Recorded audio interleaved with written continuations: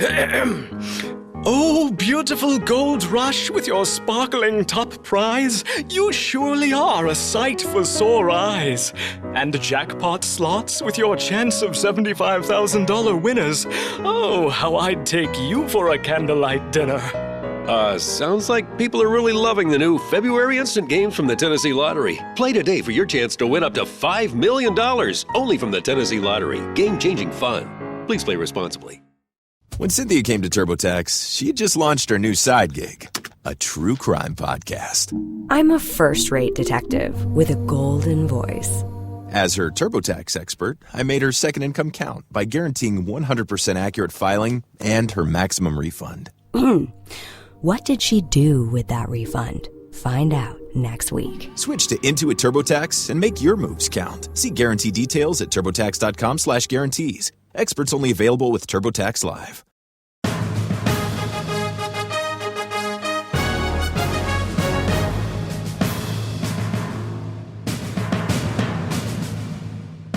Thank you for taking time out of your day to listen to our podcast. This is I Compete, Building Your Empire with John Hewitt, live from the castle. Hi, I'm Roberta Barrett. I'm John Hewitt's producer. You might be asking, who is John Hewitt? Well, he is the Hewitt in Jackson Hewitt Tax Services. If you want to find out more about John Hewitt and what he's currently doing, go to loyaltybrands.com. That's loyaltybrands.com, or find John T. Hewitt on LinkedIn or Facebook. John Hewitt's made over 1,000 millionaires, and you could be the next one. Here is your host, John Hewitt. Thank you, Roberta. Okay, Jennifer, Yes. Welcome to the podcast. And let's start by giving us your experience after you left school. Talk about your career for a few minutes.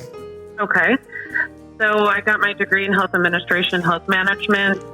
I worked at one of the local hospitals here in St. Louis for 6 years.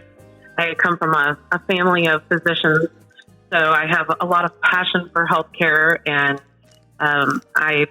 once I worked in the hospital, I went on to help a physician group start an independent physicians association. And while I was working there, doing sales and helping them grow this physicians group, I met Dr. Mary Mason and heard about Little Medical School. It was just a little St. Louis company offering a couple after-school programs, teaching kids about health and science careers, and was offered the job to come on and do some coordinating and growing the business in St. Louis. And that's exactly what I did. So my background is in sales and healthcare and management, and I've just been really lucky over the years to be able to help grow the Little Medical School business.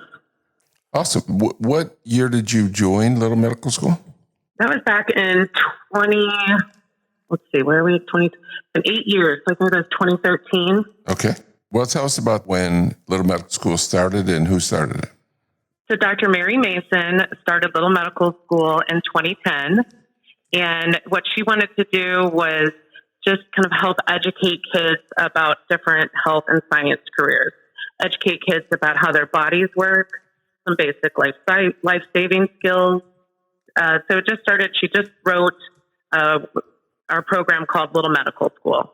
And she wanted to give kids that real hands-on experience with real medical tools. So we would give out real working stethoscopes. We are teaching kids to do blood pressures. And we're starting at the age of 4. So you give a child a real working stethoscope and they put it in their ears and they put it up to their heart, and all you see is this gigantic smile come across their face. And it is the most rewarding thing I've ever been a part of. And I'm proud to help, guide these kids. And I'm really proud to follow in Mary's footsteps and be able to make her vision come to life. Awesome. What age, when you say kids, what's the age group? What ages do you seek to help? When we started, it's ages 4 to 14. So we do have a teen medical school. So we'll do more advanced classes with the teens. And then we're just now coming out with what we call our mini medics program. And that is a caregiver and me program, which will be for the 0 to 3-year-olds. So we're going to kind of go from 0 to 14. And then we also utilize, high school students that may have taken our classes in the past and use them as volunteer instructors that will help kind of assist with our classes, especially when we've got the full class going. We like to have some volunteers to help us. So we're just trying to help with the workforce shortage, which sadly is becoming a true reality in the healthcare field, and just trying to, give them kids a little stepping stone and hopefully guide them to a career in the healthcare field. You've been doing this for 8 years. Do you think that more of the children might go into healthcare because of your classes? I mean, I think so. I hope so.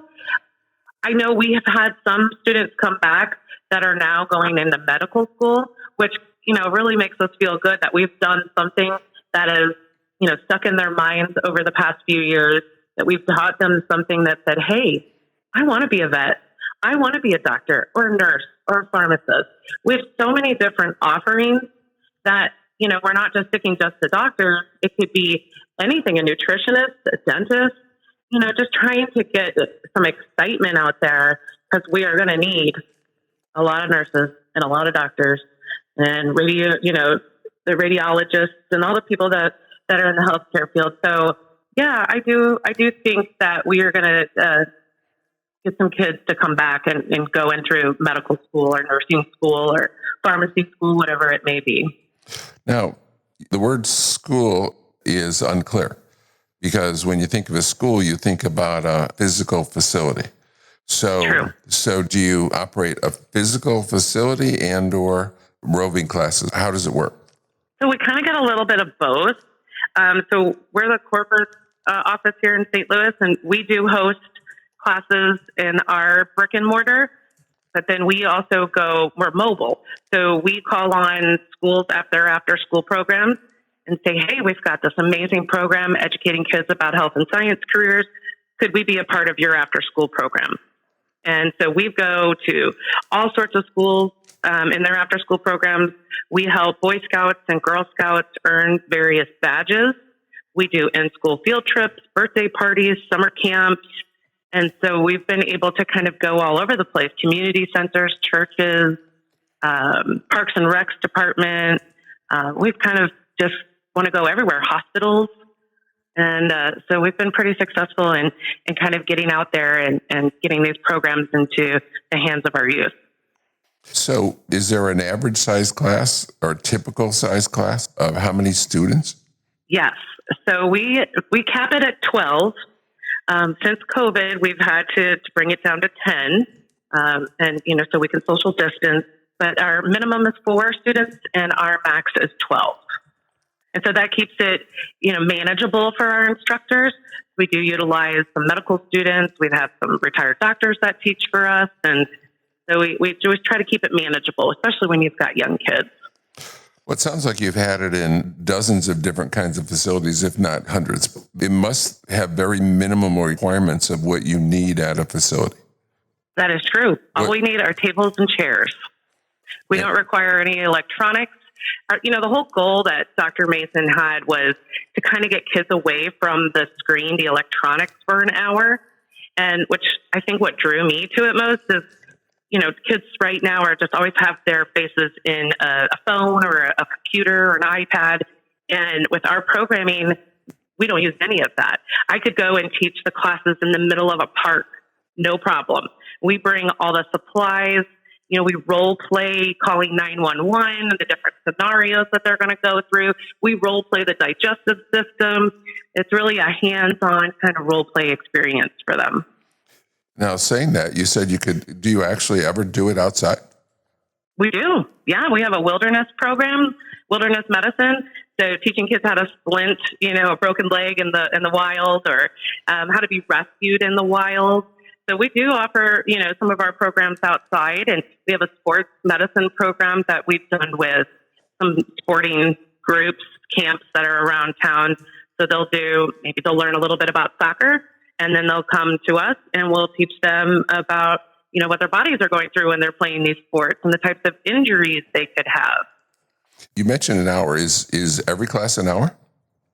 It is. So in the after-school setting, so we usually run it for a 6-week program, meets 1 day a week for an hour for 6 weeks.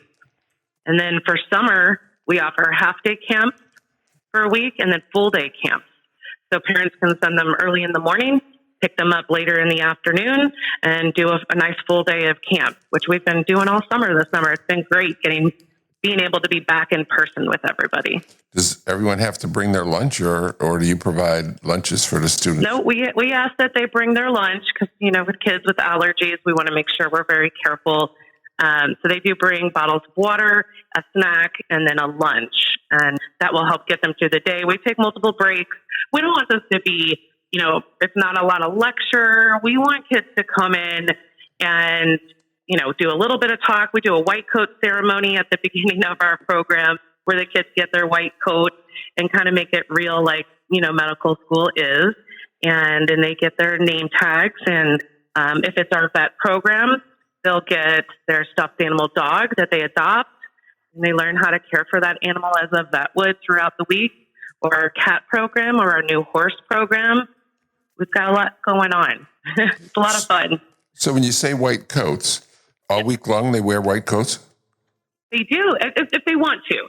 So they get their white coat at the beginning of the week, and most of the kids are so excited to put that white coat on and pretend like they're the doctor for the week. And, they got their cute little name tag, and they'll wear it. And then at the end of the week, or at the end of our after-school program, we do a graduation ceremony. And we have them put their stethoscopes around their neck, their little white coat on, and we have them recite our oath, not the true Hippocratic oath, but our oath. And each one is different per program. And then they receive our diploma. And before COVID, we would have all the parents come in and they would take pictures and watch their student graduate from Little Medical School. It was a very special moment. And it also, the parents got to see the value of what their children have been learning over the week or over the 6 weeks, whatever it may be, because the kids would put on a little presentation of everything they've learned throughout the camp or throughout the after-school program. So how many different programs do you have? So we have little medical, nursing, pharmacy, 4 veterinarian programs, sports medicine, pediatrician, nutrition, wilderness, dental. We're working on a medical forensics program. We have some virtual programs. So we have almost 500 hours of curriculum all around healthcare, different healthcare careers. So if it's 500 hours, it's 60, 70, 80 different classes? Yes. So it sounds like one student could attend many, many sessions. Yeah. We have a lot of repeats. We have a child outside right now that she has attended every single week of our camp. She loves it so much that she just wants to keep coming back. And we love that. She loves her white coats, and she loves to adopt the animals or get the bandana and learn how to tie a tourniquet or splint a broken leg. And we encourage them to come back. And hopefully one day she'll come back and be an instructor for us. In St. Louis, how many weeks of Little Medical School do you have during the summer in St. Louis? Every week. So we are actually still going with camp. So next week will be our last week because schools start here on the 23rd of August. So we started in early June. So 1, 2, 3, 4. 10 weeks? 11 weeks. 11 weeks. And do each week you have a different curriculum? No, we repeat some because, especially veterinarian, because it sells out really quickly. And so we get a wait list, and then parents are calling, are you going to offer another dog program or another horse program? And so we'll have more offerings so that everybody has the opportunity to take our camp. We've had a very successful summer and have had to open extra sessions, which is a blessing. And we just love getting these kids in here and having fun with them. So actually people pick favorites. Instead of picking the week, some people or most people pick the topic. Yes. And how do they find out what the topics are? So we advertise through our social media. We advertise on some local, what we call here is stlparent.com, where a lot of parents go on to find camps. We attend a lot of summer camp fairs so that we can promote the different various camps that we have. And then we do a little description of the camp, what they'll find, what the kids will do throughout the week so that they know exactly what they'll be learning and the various products that they'll get to come home with at the end of the week. And I think that's a big selling point. And right now with veterinarian being so popular, the kids love getting to adopt their dog or their cat or their horse and kind of getting to go through that process. That's interesting that you say right now veterinarians are so popular. So that's changed over the last few years? Yeah, I mean, vet has always been kind of popular, but medical school, getting that stethoscope has always been a big draw, right? Because parents want kids to have that stethoscope or want them to learn how their brains work or how their lungs work or basic first aid. And that is a big draw. And we still sell out of those programs as well. And then we brought in wilderness medicine, which has also been incredibly popular.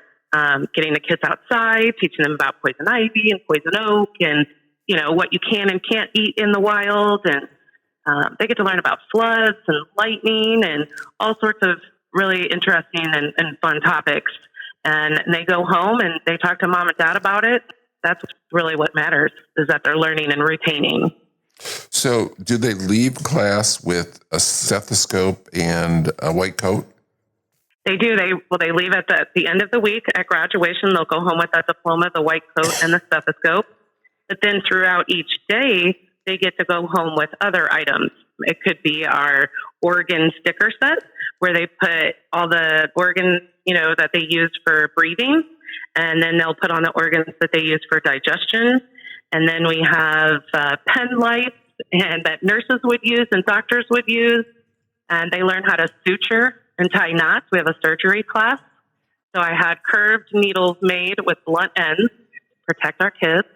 And we teach them how to suture, which is really fun. They also get to remove their gallbladders. Not really, but we do a cholecystectomy, and they get to play the various roles. Someone is the surgeon, someone plays the role of the patient, someone's the surgical nurse, and then the anesthesiologist. And they role play that surgery. I'm pretty old, and the old way to take out a gallbladder is you'd go in and make this cut in your abdomen, and then you'd go in and cut it out. But now they do it so they go in like through the belly button and laparoscopically. Is less invasive. Are they learning the new way to do it or the old way to do it?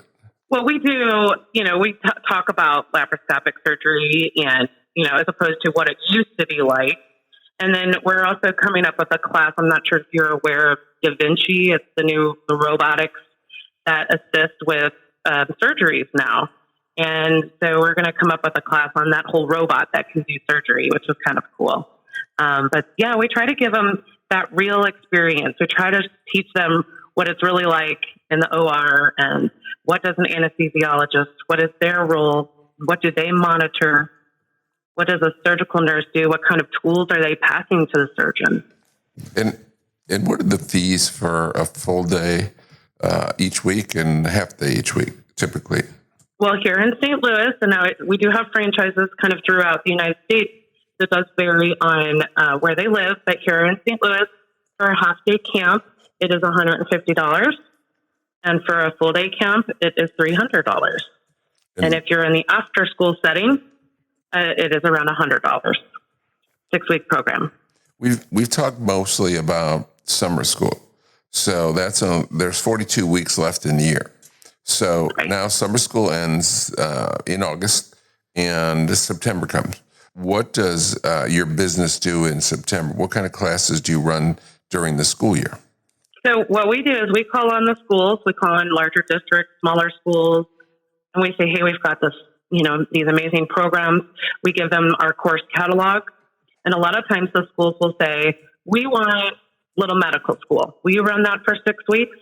Absolutely. We have one school that says, we want you to run for 12 weeks. That's absolutely okay. So we're going to run little medical school. We have 3 parts to little medical school. So we'll run 1 and 2. They consist of 6 classes each. We have some schools that say we only want vet. And so they'll choose which animal they want. And then some schools say, you choose for us. So it will look back to see if we've run anything with them before. If we have, we'll choose something different so that students get the opportunity to take a different one of our programs. And, we want everybody to have the opportunity to take all of our classes. So you mentioned not just schools, but other like churches and parks and et cetera, et cetera.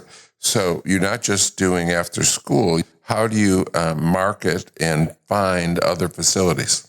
So what we do is we call, every community center that is in the St. Louis area. We call YMCAs, we call Parks and Rec departments, and we, tell them who we are and what we're offering, and could we be a part of their programming, whether it be after school, whether it be a weekend event, or maybe if they would, if someone wants to have a birthday party at a Parks department, sure, we can do that too. And now we're getting into doing, the in-school field trips. And so schools are calling us and saying, hey, can you come in during the day and do a 1 hour program for us or a 30-minute program? We'll come up with something that's really hands-on, very engaging, and we'll bring that into the school setting as well. So whatever anybody wants, whether it's a hospital or a parks department or a YMCA, they say they want us to come in and do some programming, we're all over it. We never say no. Now, of course, it sounds like you start out by making calls. Do eventually organizations call you and say, can you come here? They hear about it, or some parent works they work at the YMCA and YMCA isn't doing it, and they say, oh, can you come to the YMCA and do it? Or is that happening, that you get inbound calls? Yes, lately that's been happening more and more frequently. I think, one, because of the COVID climate that we're living in and just trying to educate kids about, their health and washing hands. So we've been getting a lot of phone calls. Hey, can you come in this fall and do these programs for us? Absolutely. We do make a lot of outbound calls, but now the tables are kind of turning and people are calling us. We do a lot of PR. Dr. Mason has just been phenomenal, and she has done multiple TV segments just to get the word out on what we're doing, what we're offering. There's nobody else out there that's offering this type of programming for young kids. We're teaching kids basic CPR, Heimlich, how to tie tourniquets, how to do basic first aid, things that they're not learning in the school setting. We're teaching them in the after-school setting. So how many countries is Little Medical School in? Oh, my goodness. We're in how many? 13. 13? Yeah. Let's talk about the franchise and some questions about how the franchise works. First of all, what is the total investment? What's the total startup I need to acquire a franchise? So the total investment that we are telling folks to have between $30,000 to $70,000. Now, I know that's kind of a broad range, but some folks want to open a brick and mortar right away. And we don't have many that do that. But since the others that come in that want to start at, mobile, working from home and then going into the schools or the parks departments, so you can do it, at $30,000, $45,000. If you want to come out of the gate and open a brick and mortar, you can do that as well. So there are options. So to be clear, you don't need to start with brick and mortar. You can do it out of your home. Exactly. And that really decreases your overhead. And it allows you time to call the schools and all the various venues that are in your market and get the name and the word out. And as you start to build your business, having that brick and mortar might be something that you want down the road. And what's the size of a territory? How big of an area do you need to have enough students to be profitable? Sure. So our territory consists of 100 elementary schools. So what we do is we start with a couple zip codes. The interested franchise, they'll say, hey, I want to be in this city. I want to be around this zip code. And so what we do is we look and we see how many schools are in these zip codes, and then we expand it until it meets that 100 elementary school requirement. Now, I know that may seem like 100 elementary schools, that's not a lot. Well, you also got to consider we've got preschools, and then your high schools, your middle schools, all your parks departments, your community centers, your churches, your hospitals. The possibilities are endless. So, right. If there was just 500 students in elementary school, that's 50,000 children. That's a lot of children, a lot of potential customers. And you said that they're often repeat. They come year to year or week to week. I mean, how many years do they come back? Do they just do it for one year and then stop coming, or do the kids like it so much that they come for year after year? So the one child that's here with us that's kind of come to all of our camps this summer, she actually was with us last year too. And she just loves it so much. And we kind of make her like a little junior assistant because she's been through our classes. And so we do have some repeats. But something else that we get too is students who have taken then have younger siblings that are starting to get into school. And then those siblings start to take our classes. So we'll kind of see families come through, for several years as their children grow, and they kind of grow with us, which has been really special. What kind of traits does a franchisee need to have? What are you looking for? What kind of person? We're looking for somebody that, first and foremost, wants to educate our youth, that wants to give them those stepping stones and get them excited about a possible career in healthcare, or just teaching them about science and how their bodies work. You have to have a passion for working with kids. And then on top of that, you have to have an energy about you, something that, will get you out there making those calls to the schools and the different venues. And, you have to have a passion for it. You have to have a passion to go out there and say, look at what I'm doing. Look at what we're doing for our youth. And as long as you're willing to put in the hard work and the time and the effort, you can make this business incredibly successful. So they just want love and heart. Go ahead. We just want people with heart. Yep. Okay. So they don't need to be medical experienced in any way. They don't need to be doctors or nurses or have any medical training. They do not. The really great thing about our programs is that they have been written, and then what we have done is we've done various activity videos and to help with how those classes should be run. So do we have doctors and nurses who are franchise owners? Yes, we do. And they are fantastic, and we love having them. But if there is somebody that, we have some teachers who have decided to purchase a franchise because they love education so much. We get a wide variety, and that's perfectly fine and perfectly normal for us. As long as you have that passion and that drive to educate our youth, then that's what we're looking for. And we will help train you on that curriculum, help you watch those videos, and help you make phone calls and get you right going on the right step. So it's a little bit unclear to me. I'm new, never been in medicine, and I'm teaching someone how to take a gallbladder out. How do I learn to be an instructor? So for instructors, they go through pretty extensive training. Since we do have so many hours of curriculum, what we try to do is they sign up for the program that they are going to teach, and then we have them read through the curriculum, and then we have them watch the activity videos, and then we go through those in person together. We also have them watch a live class in action before they'll teach on their own. And then once they have learned all of that, asked all of our questions, we kind of have them teach back to us. And then we allow them to go out and teach in the school setting or the summer camp setting or whatever it may be. And obviously we go back in and we check to make sure that, they're doing a good job and the kids are happy and the schools are happy. And and then they'll move on to the next program, and then we'll train them on that new program. But training them on 500 hours of curriculum is a lot to start. So we start with one program, and then we build our way up. So when you say they watch a class, could they watch it electronically? Could they watch it digitally? Or do they have to be in person? We like for them to be in person only because we want them to kind of be an assistant. So it gets them involved too. And they kind of get to see, not every class is full of well-behaved students. We do have our share of the ones that kind of run around, and having that assistant in there is helpful. And it shows them what they could experience. And it also helps them to see how that instructor is training, the lead instructor. Jennifer, I need to interrupt. We're at the end of the half hour. It flew by. Great information. It did. It's an exciting opportunity, and look forward to having you on again to talk more about it. Thank you for your time today. I appreciate you having me. Thank you. Have a wonderful day. Thank you for taking the time to learn about how to build your empire with John Hewitt. Find John on LinkedIn at John T. Hewitt or message John Hewitt on Facebook.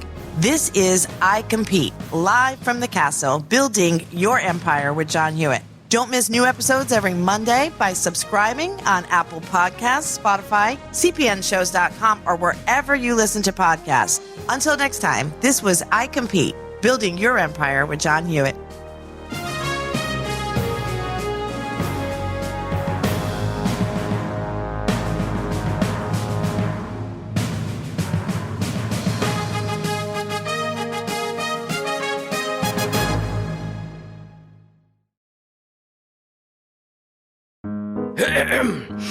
Oh, beautiful gold rush with your sparkling top prize, you surely are a sight for sore eyes.